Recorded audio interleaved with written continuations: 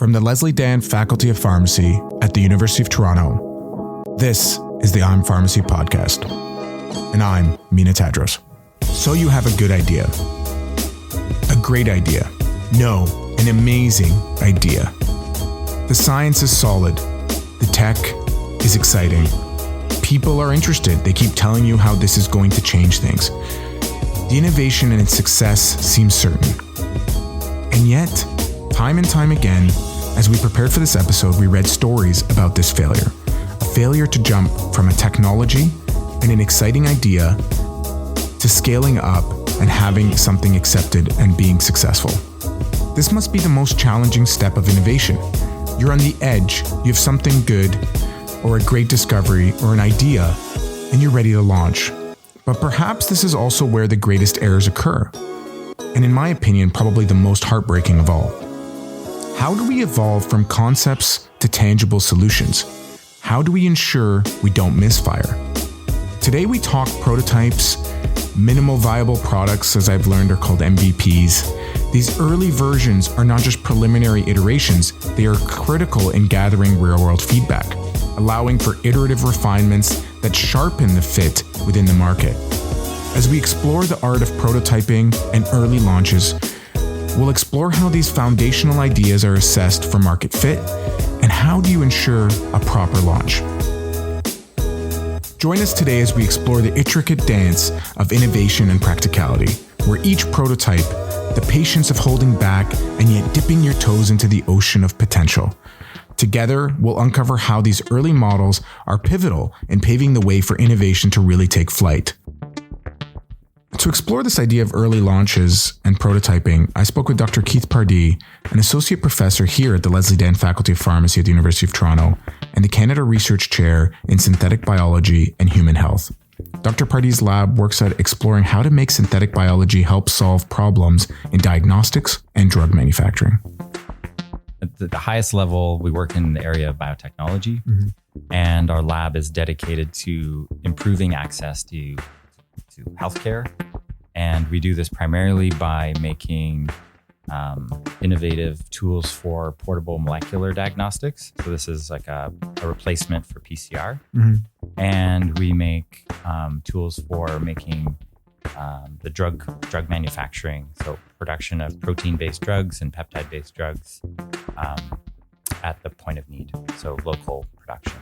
The streams of work, like at a very high level, seem, although they tackle problems, they're slightly different. Which one did you start first? It's a great question. So it started actually just with an idea. I was new in my postdoc and I learned about cell-free transcription and translation systems, which are basically reactions you can run in a test tube that hold the central dogma. So you can go from DNA to RNA to protein. Normally you'd need a cell to do this, but I was fascinated by the fact that you could run these reactions outside of a cell. Yeah. And so for the first part of this sort of like thread of technology development was really just like, can we run gene circuits in these systems? And then starting to think about, well, could we make them, now that they're not alive, so they're abiotic, they could solve a really important problem for synthetic biology, which is genetically modified organisms generally need to be contained inside a lab.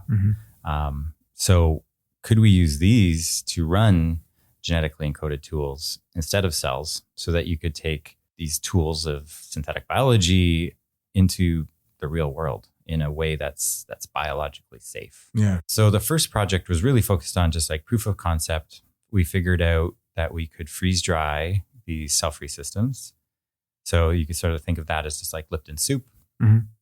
You could start transporting the capacity to run biochemistry and molecular reactions out of the lab and shipping these things without refrigeration and storing them.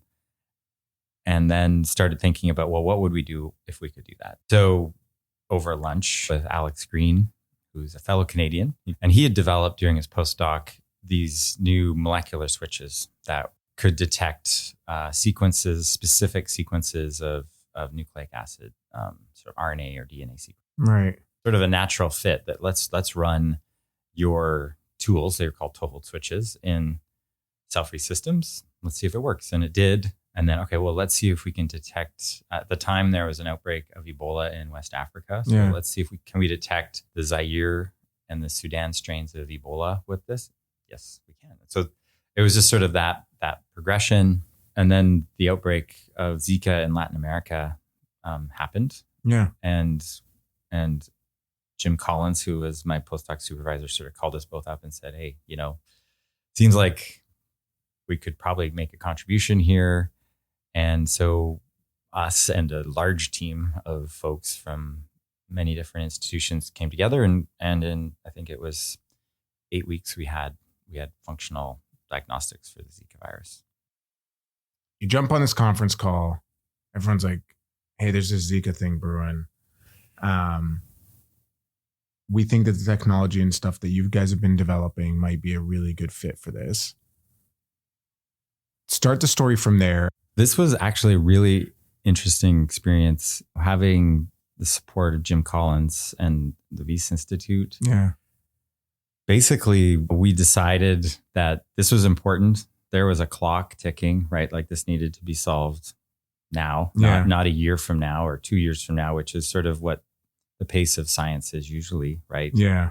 And so we shared our sort of thoughts with all of our colleagues in the lab and collaborators at other institutions, and sort of said, here's what we're going to do. And everyone dropped what they were doing.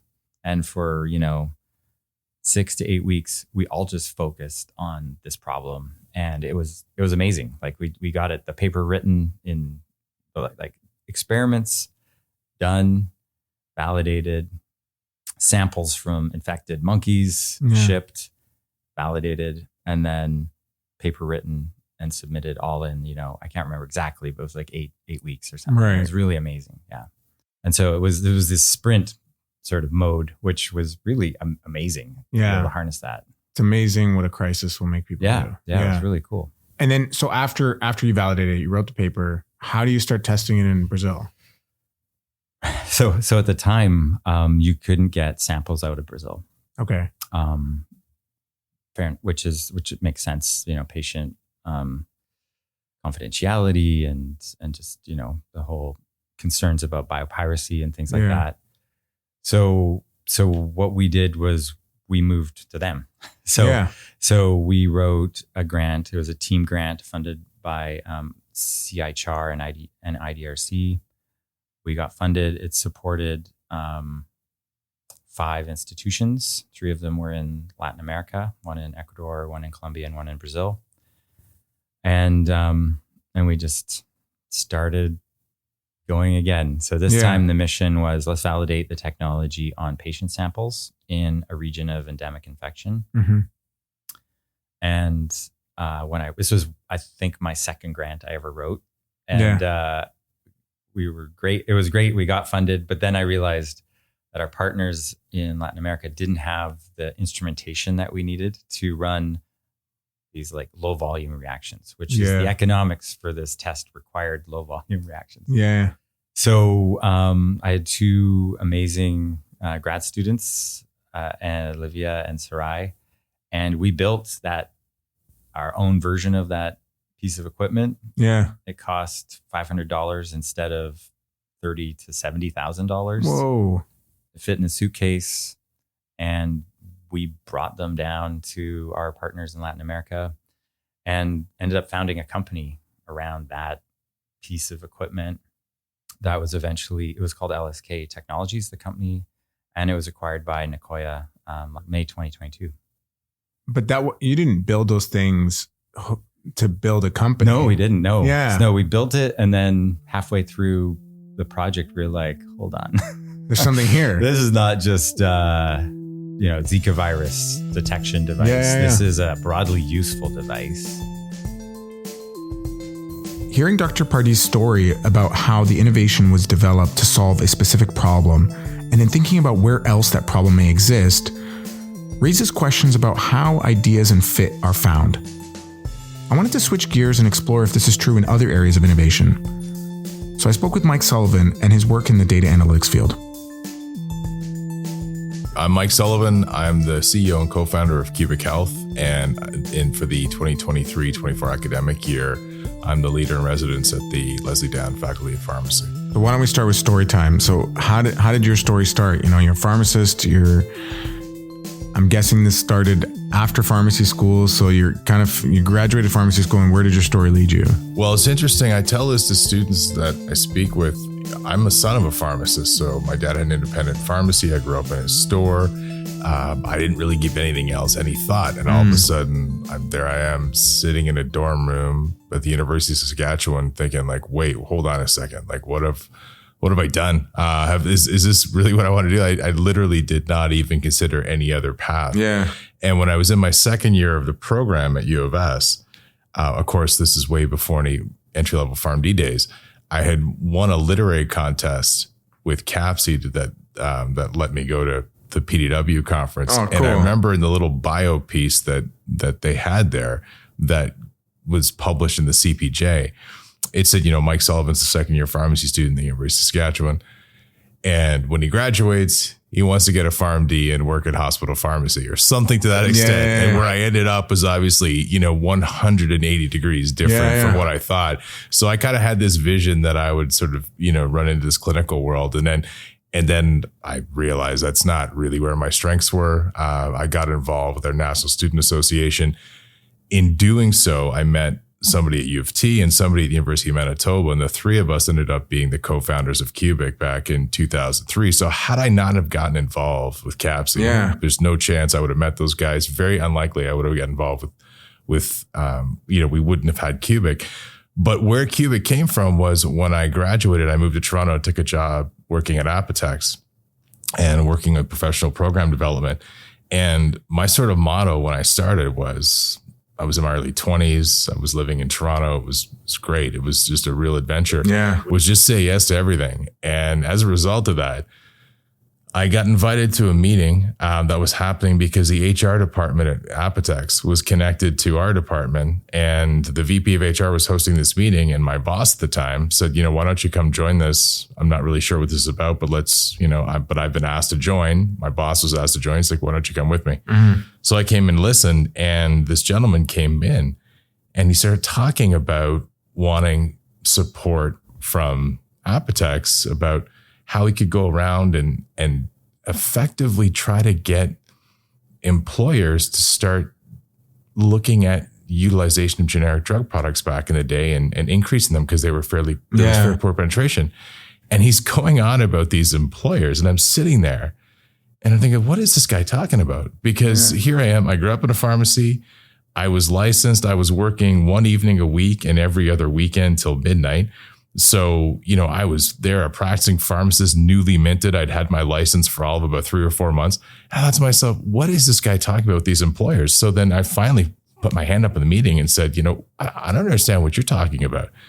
And he goes, I don't understand the question. Yeah. And then after the meeting, we chatted, and, he's like, well, who do you think funds these plans? And then, and then at the time I'm like, wait a second, these people show up to the pharmacy with these little credit card size. Right. And I'm thinking like, well, the insurance company's like, no.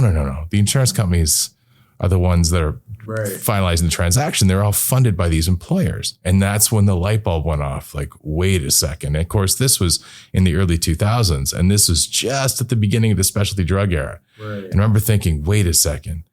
I work in these pharmacies. Right around the generic cliff, right? Like that was just before. Yeah, exactly right. The generic cliff started happening a few years after. But then I realized, wait a second, people come in and I am literally filling, at the time, brand name ACE inhibitors that didn't need to be filled. Right. I thought, wow, wait, nobody's actually paying attention. And then that's when the light bulb went off. I thought, wait, no one really sees what's happening. The more we kind of pulled the covers back, we realized most prescription drug plans were being managed by actuaries and people who didn't understand drug therapy. Right. Like, well, how does that work? And so we kind of saw an in.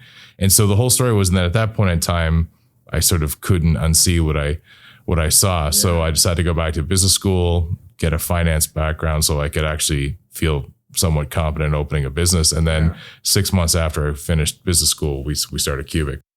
You figure out there's this problem, But I'm sure the marketplace, like one thing that always struck me when I realized that I'm like, this thing, something weird, is when I realized how important brokers were to this whole space. And it was it's a very inefficient system. So you're coming in and you're saying, hey, I can find some efficiencies, right? Because that's what you guys are sort of in a way proposing to help them navigate this complexity. Was it, you identified the problem and then you thought about the solution that you're developing with Cubic. Talk to me about, like, was it a hard sell? Incredibly hard sell. Incredibly hard sell. We thought, look, here we are.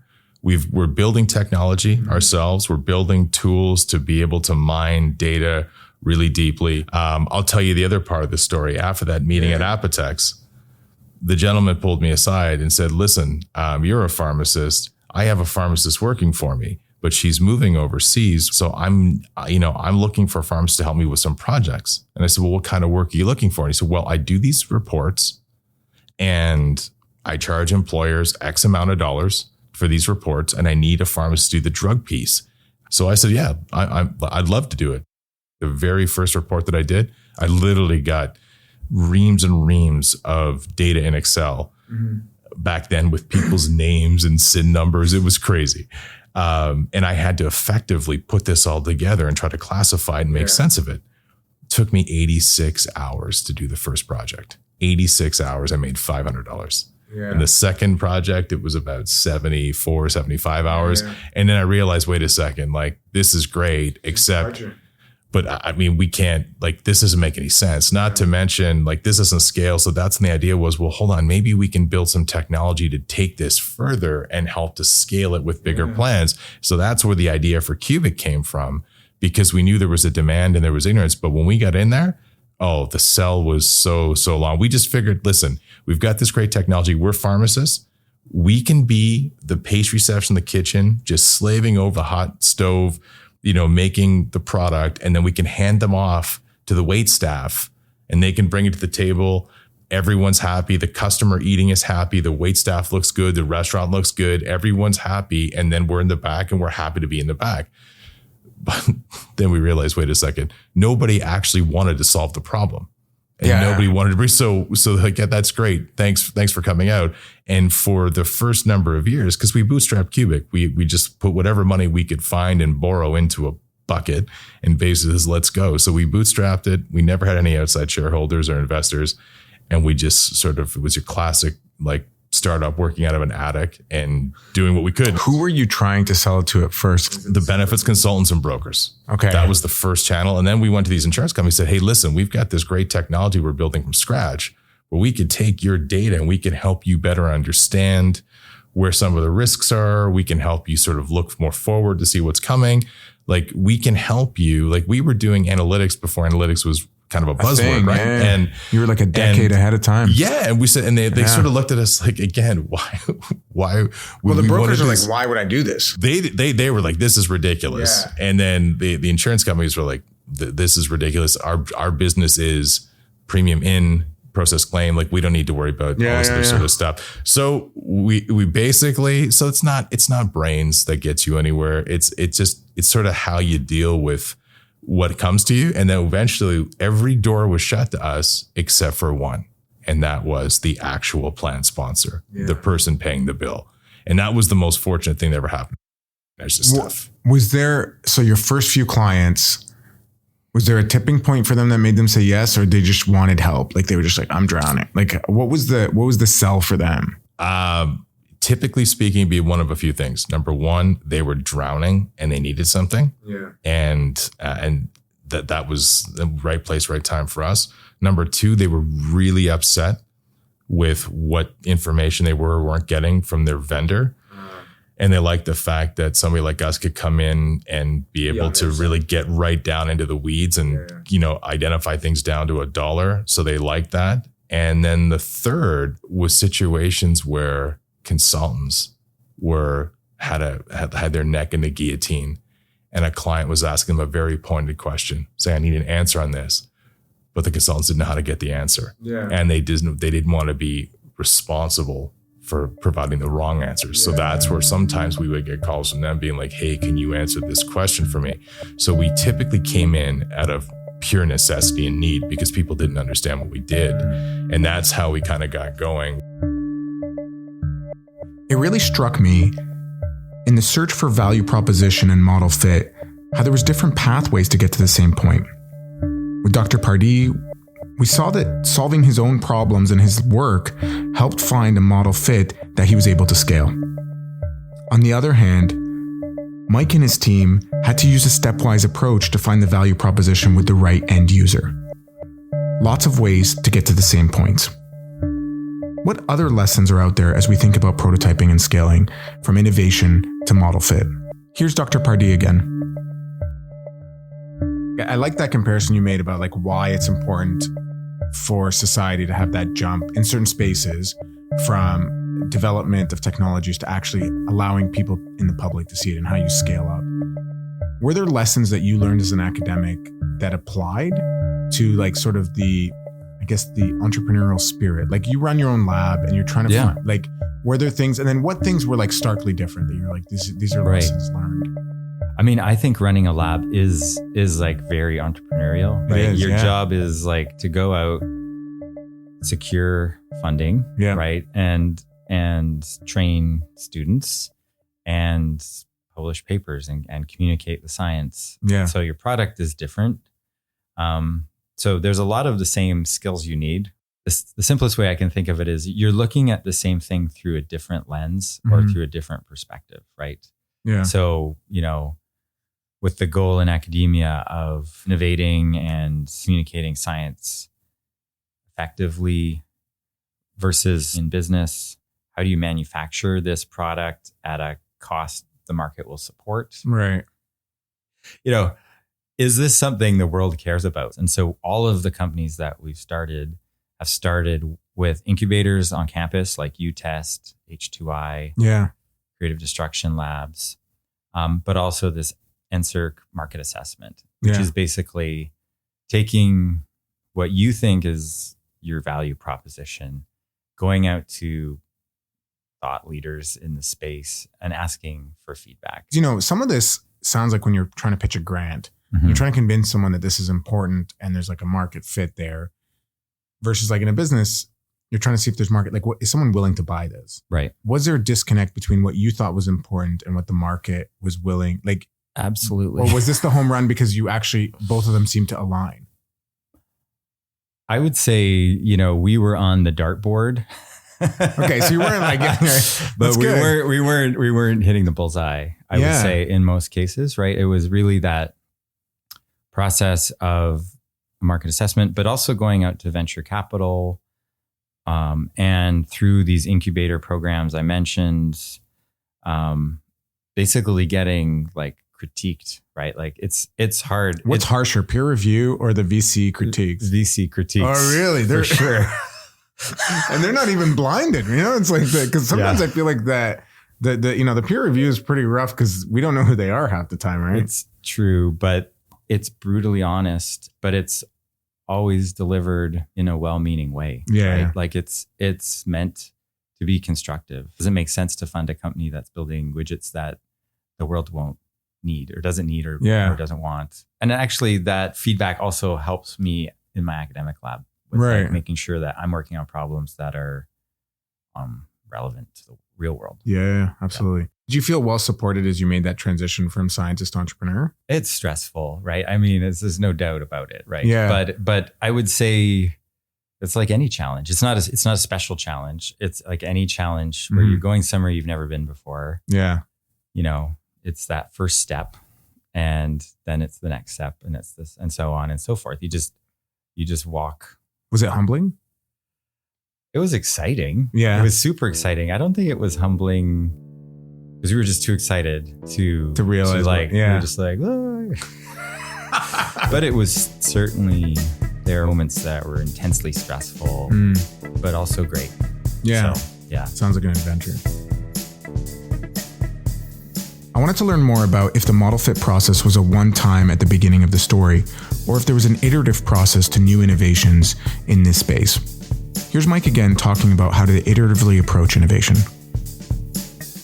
When you think about this from an innovation lens, do you think that you like, do you still, I'm sure that you have new offerings and you're constantly developing your business. Do you still use that same spirit of like, you found a problem and then you develop solutions for it? Or now do you think about, like, how do you sniff out what you guys need to be developing or innovating in? Like, what's your process when you think through this? Well, the most of it is clients telling us, we need this. Yeah. And we started getting involved in solution provision and actual solutions, not just like we used to do these wonderful analytics. We take all their claims data and we'd show them things they'd never seen before. We'd give them these incredible blueprints about here's what's going on with your plan now, and here's what's going to go on in the next 2 or 3 years. Yeah. And they would like say, oh, wow, this is amazing. I've never seen this before. And we're like, okay, great. Listen, we want to be deferential. You take this and you go with it. But then of course they would take it to their advisor or their carrier or both and say, hey, we want to deal with this. And of course they would look at it and say, nah, you don't need to do that. Don't worry, we'll just do this. And they talk them out of whatever we're doing. Yeah. Or they didn't have the kinds of solutions that were needed. So we finally said, wait a second. If we're just giving people nice blueprints, but it's all quote unquote academic, they can't do anything about it. Like, we're not long for the world here. We're not actually doing anything. So then we started getting involved in actually providing solutions and filling in gaps where they didn't exist before, because if we didn't do it, who was going to do it? Yeah. And so that's how we started doing it. So then for us, where to quote unquote innovate next would be ask our clients, like, what are their other pressure points? What are the things that we need to help solve for them? Yeah. Let them be the guide. And the worst thing about innovation is when you have people sitting in a room together, strategizing, saying like, and this is like the classic Silicon Valley thing. They solve problems that don't really exist. Yeah. Yo, another app for X, another app for Y. Who cares? It's not solving a real problem. Yeah. It's kind of just it's a pet project or whatever it happens to be. It's the same, like innovation. The risk is people are like, well, I want to come up with, this really cool new idea. Well, there's no such thing as a new idea. The real key, and the one message I would have for this whole theme of innovation is innovation is actually downstream from actually doing the work. Mm. And the thing that most people are completely phobic of today is any kind of work. Right. People can't execute. They can't operationalize. They can't execute. They don't want to. So many people have titles that have the word strategy in them or some other mindless title where they sit in a room and they just sort of think about ideas and on paper, well, we'll do this and we'll do this and we'll do this and they'll just be Call perfect. It armchair innovation. Yeah, it's like Monday morning quarterback stuff, right? Yeah. But actually doing something, actually building a business, actually building a product, actually building a service, actually scaling that thing up, actually doing the work. So the thing with innovation is kind of I think in a lot of ways, it's like the icing on the cake. Yeah. Because if you're really thoughtful, you can take some of that and you can mold it properly. But the thing is, at the end of the day, it's not about a new idea. It's about, okay, how do we execute on what needs to be done? What do we prioritize? And if your clients are saying, we need this, they don't exist. Right. Even if it's not the sexiest thing in the world, you've got to get in there. And the innovation is actually filling the gap and connecting it all together. Yeah. And it may not be as innovative as Elon Musk is on any given Wednesday, but it still has to get done. The leap from innovation and idea to real-world application seems like a massive gap and is an important part of the journey. We heard that there's lots of ways to find the problem to solve. But how do you ensure it's reaching the right end user and it hits the right note of a value proposition? One thing that struck me was that the theme of always being flexible, allowing time to iteratively approach the fit, and putting in the work to execute. I think back to when I was a kid, and I remember the show G.I. Joe's, and it would always end with the same theme. Knowing is half the battle. But it seems to me that the other part of the battle is being adaptive, being patient, and executing on that work. These are the keys to being able to prototype and bridge the gap from innovation to application. This episode of the I'm Pharmacy podcast was produced by Steve Southon, Kate Richards, and me, Mina Tadros. Musical accompaniment was from Steve Southon and Diego Martinez. This episode was edited by Steve Southon. Special thanks to Dr. Keith Pardee and Mike Sullivan. Just a quick reminder, make sure to subscribe to this podcast wherever you listen to podcasts. And if you don't mind, leave us a 5-star review. We'll be dropping new episodes every single month, so make sure to subscribe wherever you listen to your podcasts. Stay safe and keep asking questions. Catch you at the next episode.